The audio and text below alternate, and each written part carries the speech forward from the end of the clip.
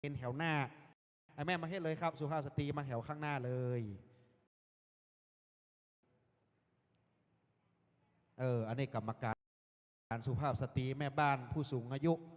บ้านเฮานี่สามารถขี่สันขยอมดีเข้าหน้านี่4 คนไอ้แม่ทัดไปแถวหลังผู้แหมต่อไอ้แม่แถว2ไอ้แม่เข้าแถวรับรองขอบคุณครับขอบคุณเจ้าภาพทุกคนนะครับชุดนี้ห้ามป่วยห้ามเมื่อยเหลือแหมวันเดียวแหมบื้มาตอนห้ามไปไหนนะครับมีแหมชุดหนึ่งวันพรุ่งนี้แหมวันค่ำก็แหมคืนหุ่งเนอกินเลยครับผมเหมารวมหมดเลยอาจารย์สนธยาช่วยกันกินคือครบลองเลยครับขอบคุณครับ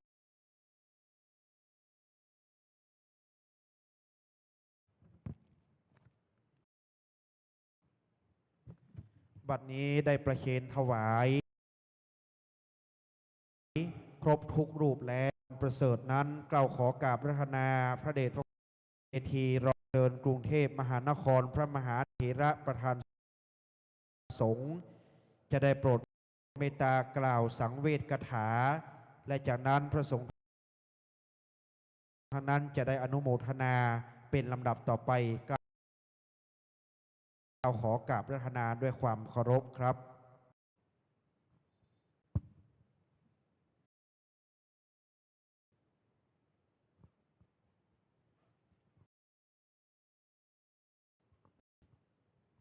ขอถวายความเคารพหลวงพ่อพระครูโอภาสเจ้าวาดวัดสันขยอมอดีตรองเจ้าคณะอำเภอสันทรายขอโอกาสพระสงฆ์เถรานุเถระมีท่านเจ้าคุณพิพัฒน์วราพรเจ้าวาดสังวรรองเจ้าคณะอำเภอสันทรายท่านพระครูสถิตธุราธรเจ้าวาดวัดสันขยอมท่านพระครูประหลัดกิติพงศ์กิติโสพโนรองเจ้าวาดวัดสันขยอมเป็นต้นเอกสราวุธสถานีตำรวจภูธรสันทรายเป็นต้นเป็นประธานในวันนี้คณะสงฆ์และคณะศรัทธาสาธุชนในส่วนคณะสงฆ์นั้นนำโดยท่านรองเจ้าคณะอำเภอสันทรายวัดสันทรายมูลพระครูประหลัดกิติพงศ์กิติโสพโนรองเจ้าวาดวัดสังขยอมพร้อมทั้งประสงค์เถรานุเถระและศรัทธาสาธุชนชาววัดสันขยอมได้ปรารภการถึงมรณภาพของหลวงพ่อพระครูโอภาสวิหารกิจบุญเลิศอาสโพอายุ7 พรรษาอดีตเจ้าวาดวัดสันลากว่า1 ปีและได้จัดบำเพ็ญกุศลเป็นลำดับมาและถึงวาระที่จะได้พระราชทานเพลิงศพในวันพรุ่งนี้เพราะฉะนั้นการที่คณะศิษยานุศิษย์ทั้งฝ่ายบรรพชิตและคฤหัสถ์ได้ร่วมกันจัดบำเพ็ญกุศลเป็นการบูชาภารกิจนั้นเพราะมาน้อมระลึกถึงคุณูปการคุณงามความดีของหลวงพ่อพระครูโอภาสวิหารกิจที่ได้มีต่อวัดสันขยอมได้มีต่อสังคมบ้านเมืองประเทศชาติเพราะฉะนั้นจึงได้จัดการบูชาเป็นพิเศษบูชาอย่างยิ่งใหญ่ทั้งหมดทั้งมวลเพราะน้อมระลึกถึงคุณงามความดีที่หลวงพ่อสงฆ์ในส่วนวัดนั้น ตั้งแต่หลวงพ่อได้ดำรงตำแหน่งเจ้าอาวาสวัดสันขยอมเป็นต้นมา ก็ได้พัฒนาวัดได้ปกครองวัดให้มีความเรียบร้อยให้มีความงดงามปกครองพระสงฆ์สามเณรพระของการพัฒนาวัดได้สร้างเสนาสนะถาวรวัตถุต่างๆไว้ในอารามแห่งนี้ทำให้มีความพรั่งพร้อมทุกสิ่งทุกประการ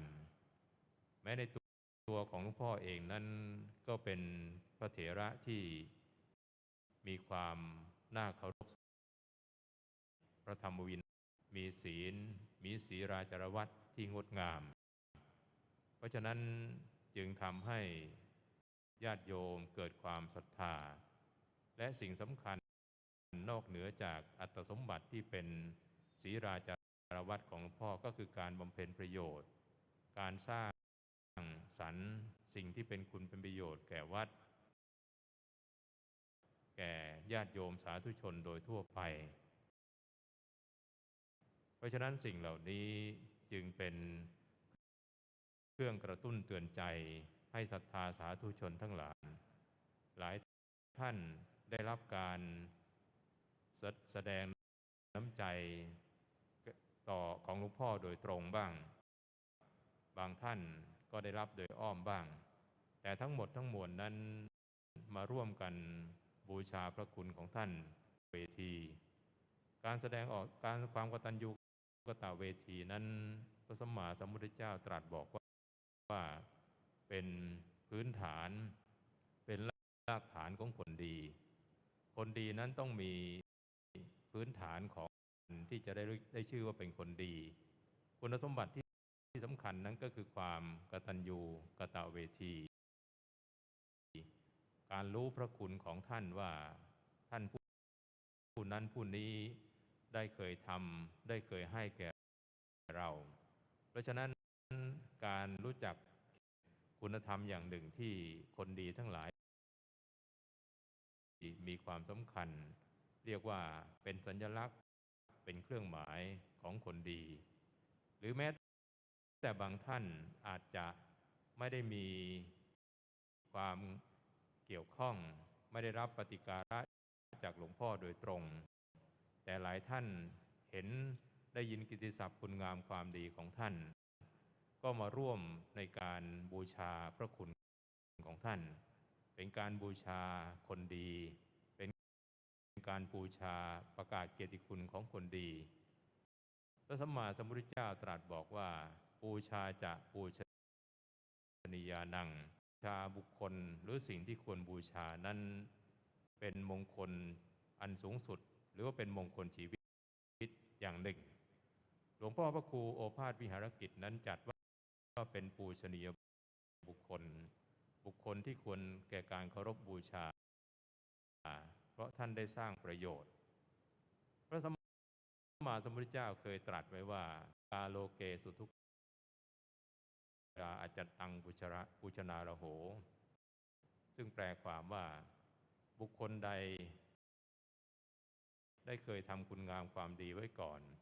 บุคคลนั้นชื่อว่าได้ทำสิ่งที่ทำได้ยากไว้ในโลกภายหลังเขาจะทำหรือไม่ได้ทำก็ตามบุคคลนั้นก็ควรแก่การบูช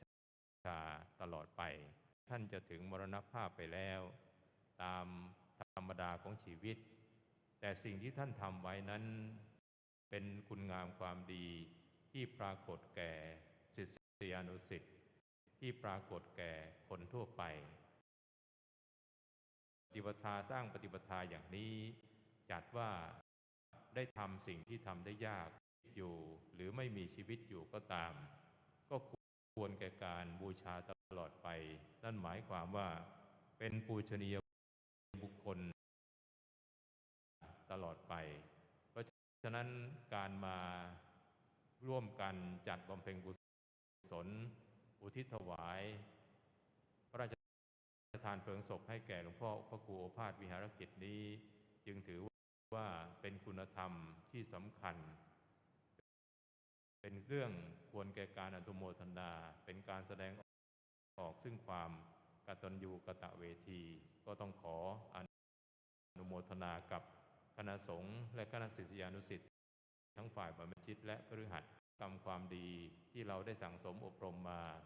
มีทานศีลภาวนาเป็นต้นจงตั้งกัลยาณจิตอุทิศกัลปนาผลถวายแด่หลวงพ่อพระครูโอภาสวิหารกิจบุญเลิศอาสโพเมื่อท่านได้ทราบด้วยญาณวิถีทางใดทางหนึ่งแล้วอนุโมทนาก็จะได้เสวยทิพยสุขทิพยสมบัติในสัมปรายภพสมเจตนาปารภของคณะท่านเจ้าภาพทุกประการให้คณะท่านเจ้าภาพทั้งคณะสงฆ์คณะศิษย์และญาติสัมพันธชนทั้งหลายนั้นผ่านธรรมสารธนสารสมบัติประสงค์สิ่งใดซึ่งเป็นไปในทางที่ชอบขอจงสำเร็จสมดังความประสงค์ในสิ่งนั้นโดยทั่วหน้ากันทุกรูปทุกท่านเทินสาธุหลวงพ่อจะได้เมตตานำพระสงฆ์ทั้งนั้นอนุโมทนานิมนต์หลวงพ่อพระครูพิพัฒน์สมาจารย์เป็นลำดับต่อไปครับ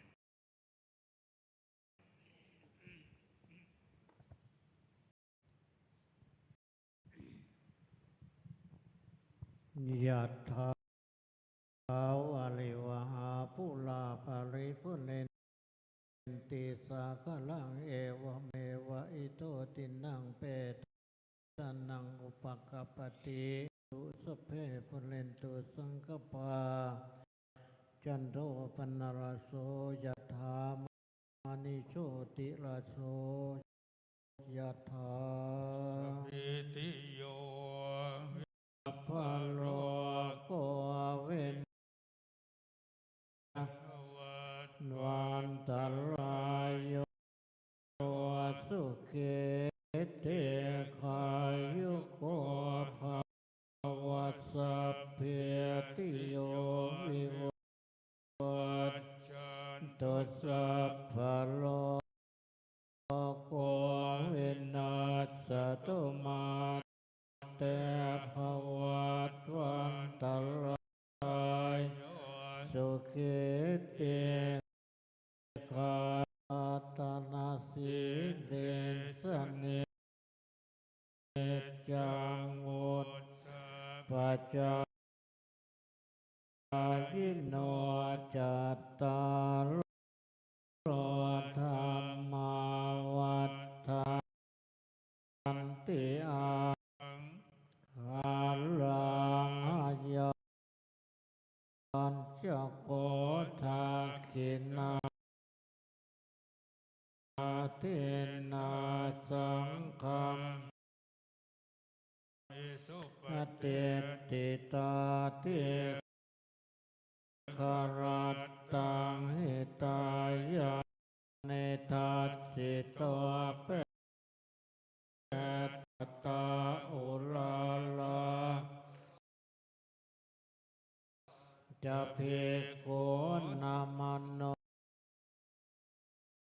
ปฏินันตุมเหหิปุณ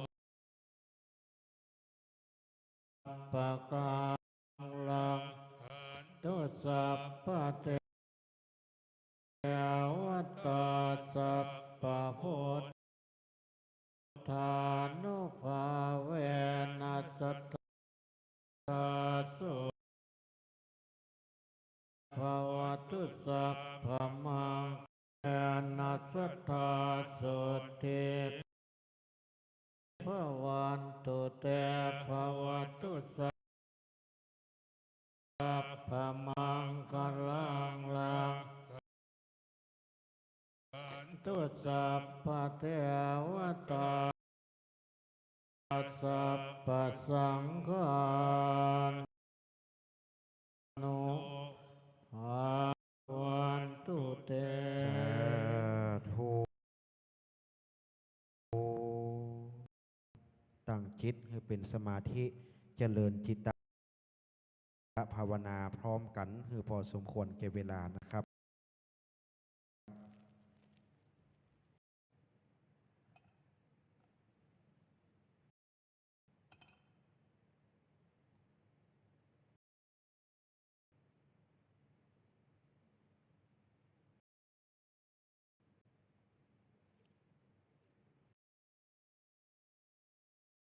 เก็บเวลาเนื่องด้วยท่านหลวงพ่อพระครูพิพัฒน์สมาจารย์ อันมีพรรษายุการสูงสุดแห่งคณะสงฆ์ทั้งปวง วันตาน้อย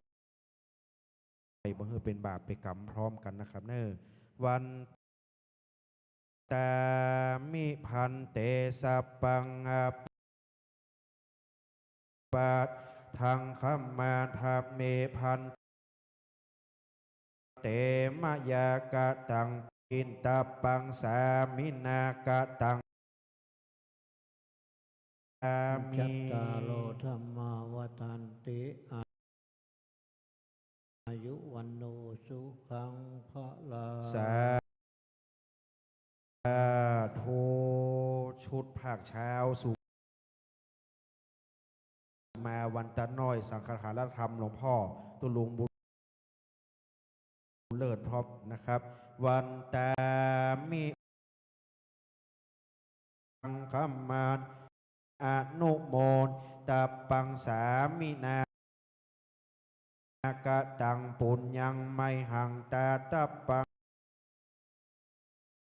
งสาธุสาธุอนุโมตามิ